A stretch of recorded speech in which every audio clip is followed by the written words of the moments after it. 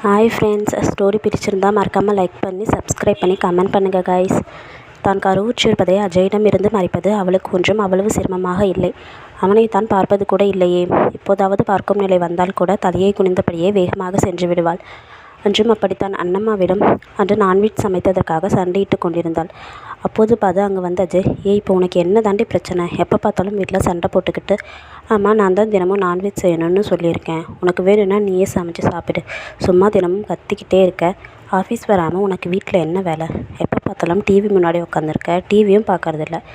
என்ன தான் எப்போ பார்த்தாலும் யோசனை பண்ணிகிட்டே இருப்பியோ? என்னை எப்படி கவுக்கலான்னு யோசனை பண்ணுறியா? ஒழுங்காக நாளையிலேருந்து ஆஃபீஸ்க்கு போயிடணும். உன் வேலையும் சேர்த்து என்னால் பார்க்க முடியாது.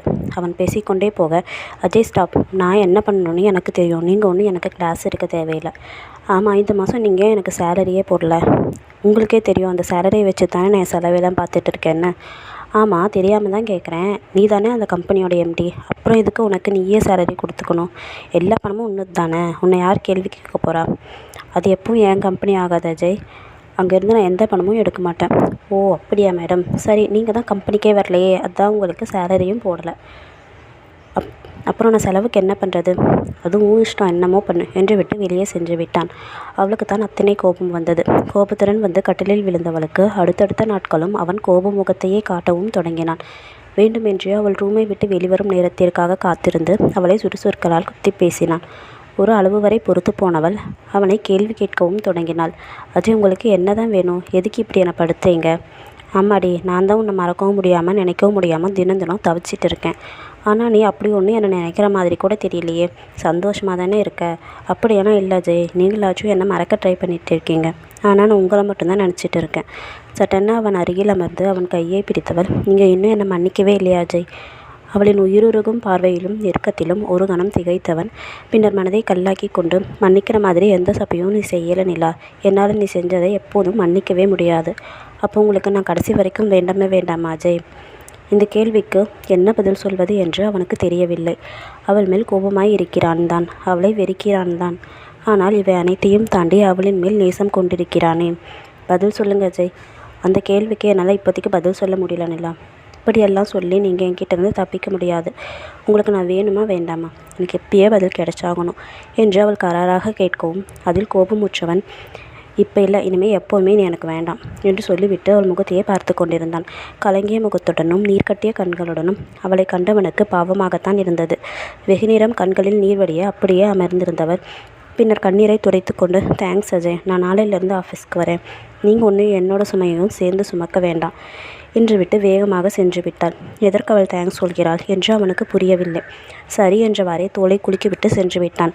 அறைக்கு சென்ற அஜய்க்கு அவளின் கண்ணீர் குரலை மீண்டும் மீண்டும் கேட்க தலையை கோதி வெகு நேரம் அப்படியே அமர்ந்து விட்டான். தான் அவளை மிகவும் காயப்படுத்தி விட்டோமோ என தோன்றவும் அவனுக்குமே அது வலியைத்தான் தந்தது. அடுத்த நாள் காலை ஆஃபீஸ்க்கு செல்வதற்காக ரெடியாகி கொண்டிருந்த நிலாவை பார்க்க சென்றான். அவனை பார்த்ததும் சிரித்த முகமாய் வரவேற்றாள். என்ன ஜெய், ரொம்ப நாளைக்கு அப்புறம் என் ரூம் பக்கமெல்லாம் வரீங்க? Anything special? அவள் கோபமாக இருப்பாள். தான் சென்றால் கூட பேசுவாளோ என்னமோ என நினைத்து கொண்டிருந்தவனுக்கு அந்த சிரித்த முகமும் கேலியான பேச்சும் அவளை தூரமாய் தள்ளி நிறுத்துவதைப் போல் இருந்தது. உடனே மணிப்பர்ஸை எடுத்தவன் அதிலிருந்து நிறைய ரூபாய் கற்றைகளை எடுத்து அவள் கையில் திணித்தான். நிலா, பணம் கேட்டல்ல, இந்த வச்சுக்கோ என்றான். அவனின் மணிப்பர்ஸை பிடுங்கியவள் அந்த பணத்தை எல்லாம் அடித்து மீண்டும் அவன் பர்சிலேயே வைத்து அவனிடமே கொடுத்தாள். அஜய், எதுக்கு இதெல்லாம்? நேற்று நீங்கள் பேசினதுக்காக ஃபீல் பண்ணி குற்ற உணர்ச்சியை தானே இந்த பணத்தை தரீங்க. எனக்கு தெரியும். நீங்கள் எனக்காக எந்த கவலையும் பட வேண்டாம் அஜய். பணம் வேண்டாம், நானே மேனேஜ் பண்ணிக்கிறேன். ஓகே அஜய், நான் ஆஃபீஸ்க்கு போயிட்டு வரேன் என்று சிரித்த முகமாகவே சென்றவளை பார்த்த பொழுது அவன் தன்னை தூரமாக யாரோவாக தள்ளி நிறுத்துவதை உணர்ந்தான். அவன் நெஞ்சுக்குள் வலிக்கவும் செய்தது.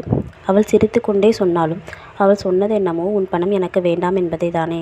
அன்றும் அப்படித்தான். அவன் சாப்பிட்டு கொண்டிருக்கும் பொழுது சமையலறைக்குள் சென்றவள் வேகமாய் ஒரு ஜூஸை தயார் செய்து குடித்துவிட்டு ஆஃபீஸுக்கு கிளம்ப போனாள். அவளை தடுத்தவன், நிலா, ஏன் எதுவும் சாப்பிடலையா? இல்லை ஜெய், பசிக்கலை, அதான் ஜூஸ் குடிச்சிட்டேனே என்று சொல்லிக்கொண்டே நடக்க தொடங்கியவளை மீண்டும் தடுத்தவன், அஜய், என்ன வேணும்? வெளியே டாக்ஸி வெயிட் பண்ணிகிட்ருக்கு, சீக்கிரம் போகணும், விடுங்க. ஆமாம், ஏன் நீ இப்போ ஸ்கூட்டியில் போகிறதில்ல? அது ஸ்கூட்டியில் போகிறது எனக்கு பிடிக்கல, அதனால தான். ஓகே அஜய், பாய் என்று விட்டு அவளை விட்டு நழுவியும் ஓடிவிட்டாள். ஸ்கூட்டியில் சென்றால் எங்கே மயங்கி கீங்கி தொலைந்து விடுவோமோ என்ற பயத்திலேயே தினமும் காரில் செல்கிறாள். ஆனால் அஜய்க்குத்தான் அவள் வேண்டாம் என்று சொல்லிவிட்டு போன்ற உணவை சாப்பிடவும் மனம் வரவில்லை. இப்பொழுதெல்லாம் அவளை நினைத்து ஏங்கத் தொடங்கிய மனதை கட்டுப்படுத்த மிகவும் கஷ்டப்படுகிறான். எங்கே அவனது கோபம் உடைந்து விடுமோ, அவளை ஏற்றுக்கொள்வோமோ என்று பயமே வந்து கொண்டிருந்தது. 2 நாட்கள் கழித்து நிலாவின் நெருங்கிய உறவினர் வீட்டு திருமணத்திற்கு அழைப்பு வந்திருந்தது. அஜயும் வருகிறானா என கேட்பதற்காக அவனிடம் வந்தாள். அஜய், நாளைக்கு மேரேஜ்க்கு வரீங்களா? இல்லை நிலா, நான் வரல, வேலை இருக்குது. ஓகே அஜய், கேரியா நின்று விட்டு சிரித்த முகமாகவே சென்று விட்டாள். அதை பார்த்து கொண்டிருந்தவனுக்கு தான் அத்தனை கோபம் வந்தது. வாய் என்று ஒரு வார்த்தை கூட கூறவில்லை. வருகிறாயே என்று கேட்டதுடன் சரி. அதற்கு மேல் அவன் மறுக்கவும் வற்புறுத்தக்கூட இல்லை. சிரித்த முகமாகவே சென்றவளை பார்த்த பொழுது கோபமாக வந்தது. அன்று காலை சீக்கிரமே ரெடியாகி ஃபங்க்ஷனுக்கு சென்று விட்டாள். அவளிடம் வரவில்லை என்று சொன்னவன் அவளை வெறுப்பேற்றவே கிளம்பி சென்றான். அங்கே அஜயை கண்ட நிலம், என்ன அஜய் வரலன்னு சொன்னீங்க, ஏன் அந்த ஒர்க்கெல்லாம் நேற்றே முடிச்சிட்டிங்களா என்று கேட்டவாறே அவன் அருகில் அமர்ந்து கொண்டாள். அவன் அவளிடம் எதையோ எதிர்பார்த்து தோற்றுதான் போனான். அவள் தன்னிடம் உரிமையுடன் கோபம் கொண்டு சண்டையிட வேண்டும் என்று எதிர்பார்த்தவனுக்கு அவள் சிநேகமாக சிரித்த முகம் கோபத்தையே தந்தது. சிறிது நேரத்தில் இருவரும் விழா நிகழ்ச்சிகளில் மூழ்கி போயினர். திடீரென ஹாய் நிலா என்று ஒருவன் நிலாவின் பக்கத்தில் அமரவும் நிமிர்ந்து பார்த்தவள் அங்கே அவளது ஒன்றுவிட்ட அத்தை மகனான விஸ்வாவை கண்டதும் மகிழ்ந்து போனாள். மாமா, நீங்களா? எப்போ அமெரிக்காவிலேருந்து வந்தீங்க? எப்படி இருக்கீங்க என அவள் கேள்விகளை அடுக்கிக் கொண்டே செல்ல, ஏன் நிலா நிறுத்து, நான் உனக்காகவே வெயிட் பண்ணிட்டு இருக்கும் பொழுது நீ எப்படி வேற ஒருத்தனை கல்யாணம் பண்ணலாம்? அவள் அதிர்ந்து மாமா என்று கத்தியே விட்டாள். பின்னர் தன்னை சமன்படுத்தியவள், மாமா என்ன ஏதேதோ பேசுகிறீங்களே, நான் உங்களை அப்படி நினச்சதே இல்லை. பொய் சொல்லாத நிலா, நீயும் என்னை லவ் பண்ண. அவள் பயந்தே போய்விட்டாள். ப்ளீஸ் மாமா, ஏதேதோ சொல்லாதீங்க. இல்லை நிலா, நீயே தான் என்கிட்ட வந்து ப்ரப்போஸ் கூட பண்ணனையே. எப்போ மாமா? நான் அமெரிக்காவுக்கு போகிறதுக்கு முன்னாடியே 5 வருஷம் இருக்கும். அப்போ இருந்து உன்னை தான் நினச்சிட்டு இருக்கேன். அவன் சொன்னதையெல்லாம் கேட்டு நிம்மதியடைந்தவள் அவனிடம் ப்ரப்போஸ் செய்தது பழைய நிலாவாக இருக்கும் என யூகித்தாள். சாரி மாமா, எனக்கு பழசெல்லாம் மறந்துச்சு. இவர் தான் என் ஹஸ்பண்ட் என அஜயை அறிமுகம் செய்யும் பொழுது அவன் முகத்தை பார்த்தவள் பயந்தே போனான்.